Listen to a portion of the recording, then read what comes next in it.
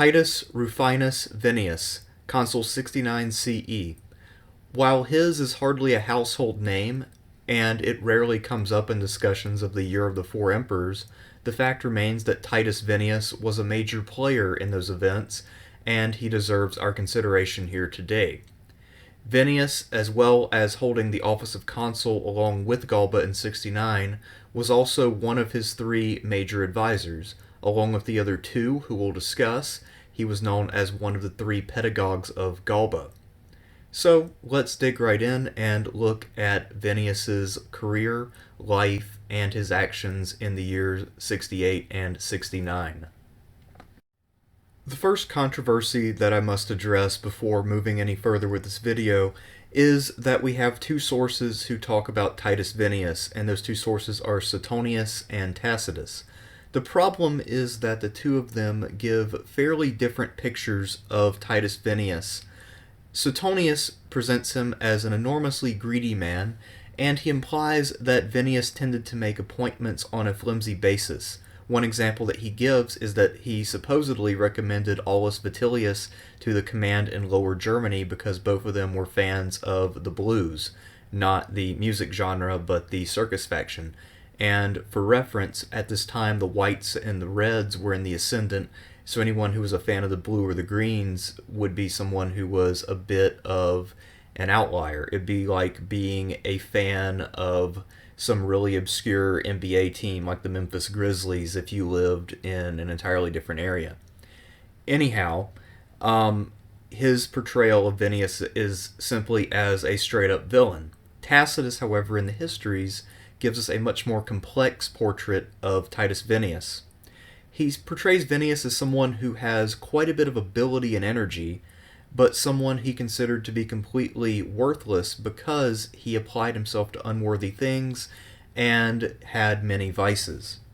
So what I would like to do is look at the evidence and show how Tacitus's portrayal is actually quite a bit better and fits more with the evidence, since we'll see that Vinius has ups and downs, and that these ups and downs show that while he did have ability, he clearly had some serious flaws. Titus Vinius was 57 years old in the year 69, which means that he would have been born around the year 12 CE. Tacitus tells us that his father was from a Praetorian family, meaning that his father had reached the rank of praetor, or it could also just mean that someone else in his immediate line of descent had reached that office.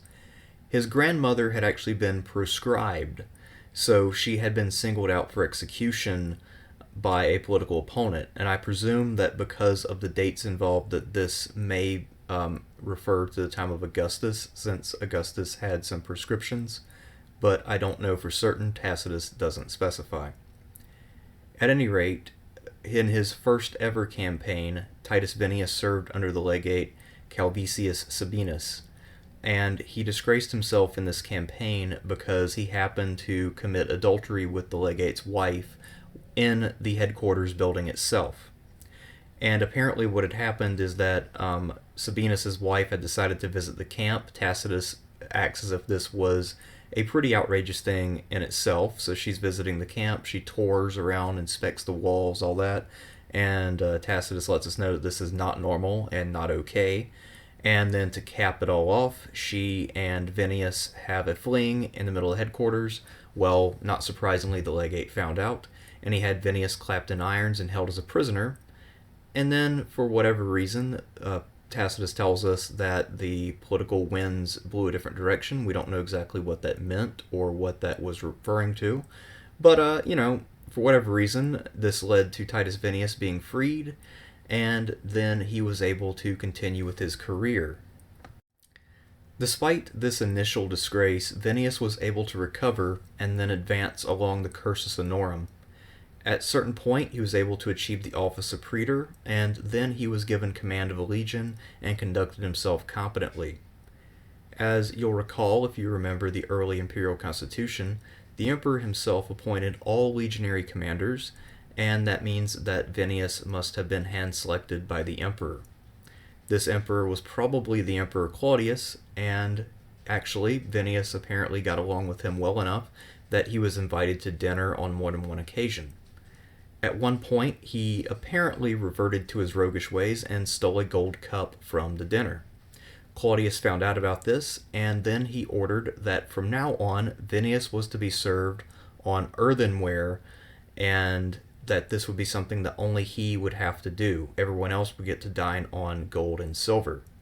So this would be somewhat humiliating to Vinius, but again, this was not a fatal thing, and it seems like this didn't necessarily lower Claudius's opinion of him, since Vinius would continue to advance.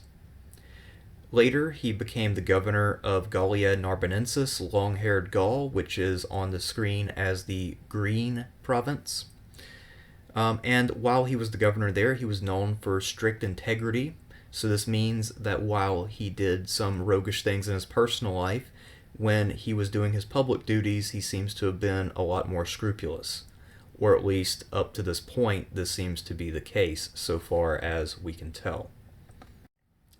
In the year 68 CE, the earliest and best known of Rome's many legitimacy crises began, when Julius Vindex and Gaul declared a revolt against the sitting Emperor Nero, who was deeply unpopular among the ruling elite. Galba, the governor of Spain, was also thinking of revolting against Nero, and one of the key reasons why he was able to do so is because he had a lot of support from the officials who he was working with in Spain. One of those officials was none other than Titus Vinius, who was actually commanding one of Galba's legions. In fact, he was commanding the only legion that Galba had at his disposal. Now, when Galba decided to raise auxiliary forces under the pretext of putting down Vindex's revolt, this meant that he was gathering additional forces to make a play at the throne itself. And for this task, I have little doubt, although there's no direct evidence, that the main driver of this mobilization effort was none other than Titus Vinius. Vinius already had a legion at his disposal, and he would have been the person responsible for raising these troops. And from all accounts, Vinius energetically supported Galba and became one of his key adherents and supporters from the very outset, along with Marcus Otho, who was another official in Spain at the time, and someone who had a grudge against Nero for reasons that we won't get into in this video, but that I will undoubtedly cover in the future when I talk about Otho. With the help of Titus Vinius and the legion that he commanded, Galba was able to take the throne.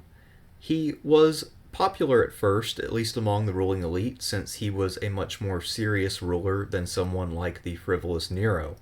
However, people soon figured out that Galba was too old to do the job effectively, especially when he needed to secure legitimacy and take care of a large state with many internal threats. There were still other governors who felt jilted, and many of them had more than one legion. So, when Galba took the throne, he found that he would have to rely very heavily on others. And what ends up happening is that he surrounds himself with three men who become known as the Three Pedagogues because they essentially run the state in Galba's stead. Titus Vinius is one of these, and arguably the most important. The Praetorian prefect Cornelius Laco is another major figure, and Galba's freedman Icelus was the third of the primary advisors. The problem with these three men working in concert is that they were hostile to one another and they provided conflicting advice. And if Suetonius is to be believed, Galba at various times followed the advice of each man, and because all three men had different visions of how the government should be run, this variance made Galba look unstable, and whenever someone comes off as unstable and they're over 70, the natural assumption is that their mind is slipping. So this was not a good look for Galba, and it causes confidence in him to dip, and also for ambitious aristocrats with armies, this makes him look like an inviting target. In 69, Vinius and Galba served together as consuls, and it's not clear whether this was Vinius's first or second consulship. Tacitus seems to imply that it might be a second, because at one point he says that Vinius was a proconsular governor. However, I think that Tacitus misspoke and he meant to say pro-praetorian, because I assume that the province that he was talking about was Gallia Narbonensis, which was a senatorial province which did not contain a legion. So I assume that this was actually the first time that Vinius had held the consulship, but it may very well have been his second. At any rate, we know for sure that Vinius is the consul of 69 along with the new emperor Galba, and I think Galba was serving for his second time, if I'm not mistaken. While the ruling elite embraced Galba early on, the fact remains that when you look at the population as a whole and when you look at the Roman army, it's clear that Nero actually had enjoyed a pretty solid base of support from them. And they weren't necessarily happy about the change in government to the elderly Galba. This is further compounded by the fact that while Galba talked a lot about restoring Rome's morality and integrity, his government was sending mixed messages. So on the one hand, you would have Galba speaking out against the abuses of Nero, but he was clearly allowing those things to continue. His freedmen replaced Nero's freedmen and continued to commit the same abuses that people like Tacitus denounced.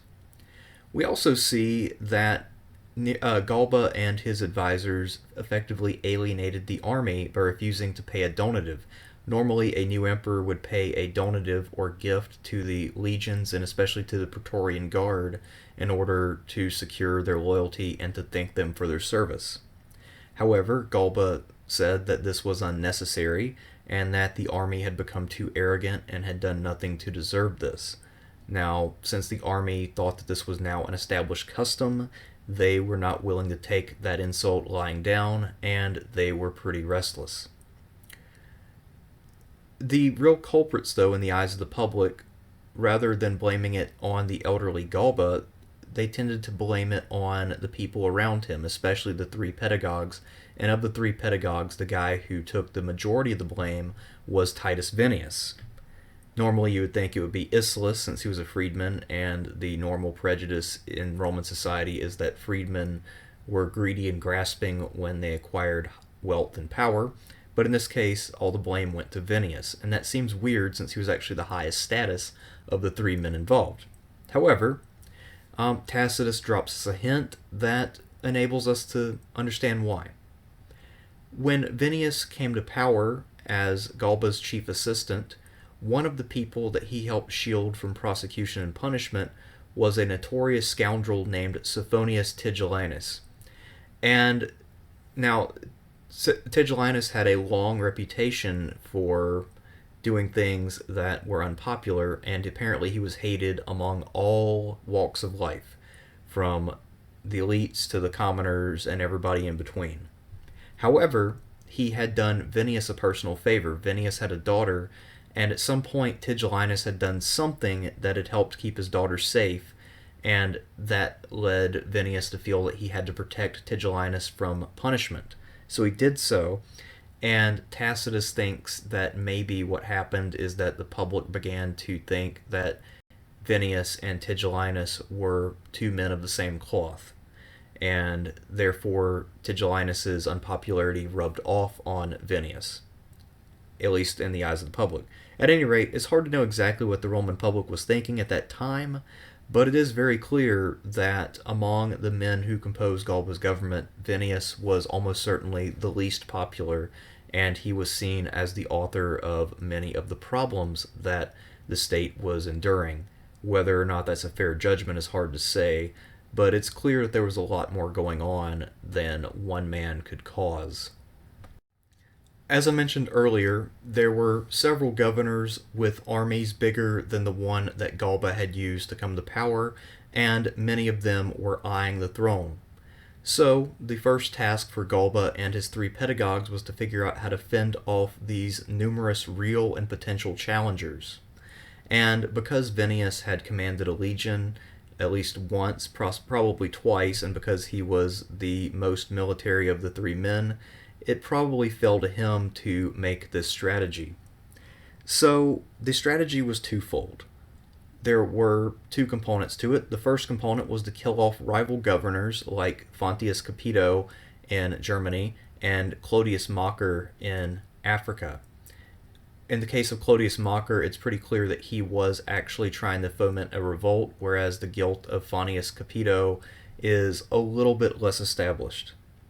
Both of these killings, however, were unpopular with the armies because the local armies in both Germany and Africa valued both of these commanders.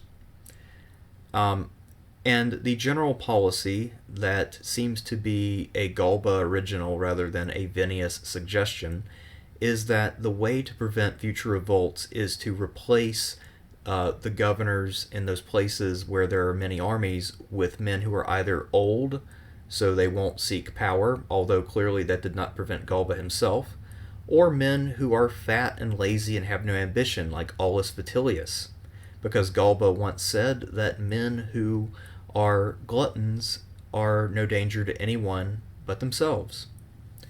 And obviously he was a bit off on the whole Vitellius thing, but that's a different story for a different day. Another act that Galba and his pedagogues committed was to execute the consul-elect of 69 and general Cengonius Varro. Of course, this is how Vinius got to be consul in 69, is that they had killed off the consul-elect for the year. So maybe this was one of Vinius's ideas. After all, holding the consulship is pretty cool. And the other person that they executed was Petronius Turpillinus, who had been one of the people who had supported an earlier failed coup by Nymphidius Sabinus. And the grounds for killing Turpillinus are that he had been privy to this earlier coup that had occurred under Nero. So it's sort of weird to punish someone for revolting against an emperor that you overthrew. But anyway, the combined effect of all these killings was that it made other elites weary, and they began to fear for their own lives, and some of them began to think that maybe their best course of action was to take out Galba before he took them out. While one can argue that Galba had no choice but to move against his rivals in order to secure his power, the fact remains that Galba was an unviable candidate for the throne. He was old, not healthy, and he lacked any kind of heir. So this means that he was a vulnerable target for anyone with an army. And the fact that he had no heir meant that whenever he died, another civil war would be inevitable unless he could secure the succession to an adopted son. To compound this, we have to recall that there were lots of troops in Rome after Galba's accession. He had brought his Spanish legion. Nero had some troops that he had mobilized for an eastern campaign that had never materialized, and then who were still around because Nero had allocated them for the campaign against Vindex, but then he committed suicide. These guys are all still around. So the situation is fluid and potentially explosive. And keep in mind, as I mentioned earlier, most of the army had not abandoned Nero, and many of them were still loyal to the memory of the Julio-Claudian line. Things got even worse right after New Year's of January 69, when a message arrived from the armies of Upper Germany demanding that they get a new emperor, but they didn't demand anyone in particular, and they also did not intend to revolt, apparently, since their request was that, or I guess not request, demand, was that the Senate and people choose a new ruler. Galba realized that in order to save himself, he needed to find a strong heir that others could rally around, and who would confer a sense of legitimacy on Galba himself. So, the search for an heir was on. Galba and his three pedagogues had been discussing the need for an heir ever since they had arrived in Rome in the middle of 68. However, after the demands of the army of Upper Germany in 69, this issue took on a new sense of urgency, and Galba demanded that his advisors produce some kind of candidate. Titus Vinius chose Marcus Otho. Otho, I mentioned earlier, was a former friend of Nero who was essentially in exile in Spain due to a falling out with Nero for personal matters that we won't get into here. However, Otho actually had a lot going for him as a potential pick. Not only did he have a former friendship with Nero that would endear him to all of the people who missed Nero, but he had some superficial similarities to Nero as well. He was only a little bit older, and he had youth on his side, therefore, but also he was a bit of a party boy, so that was something that people who missed Nero would look for. He had been a longtime supporter of Galba, so there's no reason to think that if he had been appointed that he would have proven to be disloyal. And for Titus Vinius, there was an added incentive on top of all this other stuff.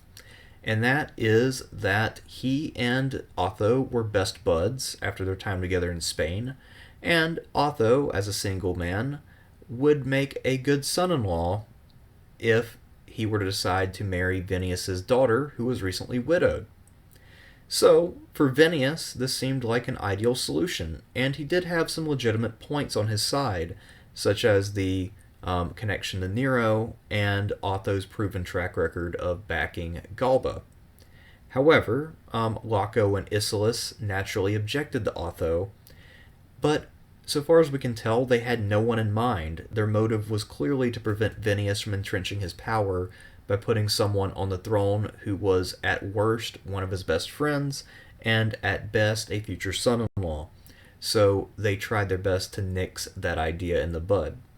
Ultimately, Galba himself, although one scholar I read did say that maybe Laco had proposed this, ended up choosing a 31-year-old named Piso, who was a descendant of both Pompey and Crassus, and someone who was known for his virtue, as his successor.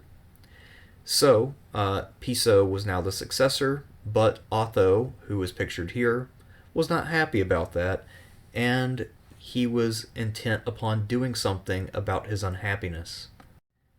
When he was passed over in favor of Piso, Marcus Otho was not happy, and he was intent upon seizing power by one means or another. So he began to foment discontent and try to win over the soldiery of Rome with promises of the donative that Galba and Piso had denied the troops. The troops had approached Galba once again after his announcement about Piso and asked for a donative to secure the loyalty of the army to the new dynasty that Galba was attempting to found, but the two had denied them, and by the two I mean basically Galba with Piso just more or less standing there. Vinius's involvement with Otho's coup is unknown. However, Tacitus, on the basis of his assessment of Vinius's character, namely that Vinius was opportunistic and conniving, says that he was probably complicit. However, I would argue that if we look at the evidence of how this coup went down, it suggests that Vinius was taken off guard by events. So let's look at what actually happened when Otho decided to seize power. Having succeeded in winning over some men to his cause, Marcus Otho struck. At the time when Otho's men approached the palace, Galba and his pedagogues were all inside, and they quickly barricaded the palace and tried to hold out, knowing that this group of people involved in the coup could not be that great. So, knowing that he couldn't storm the palace, Otho decided to withdraw a bit, and then to send around false reports that he had died and been killed.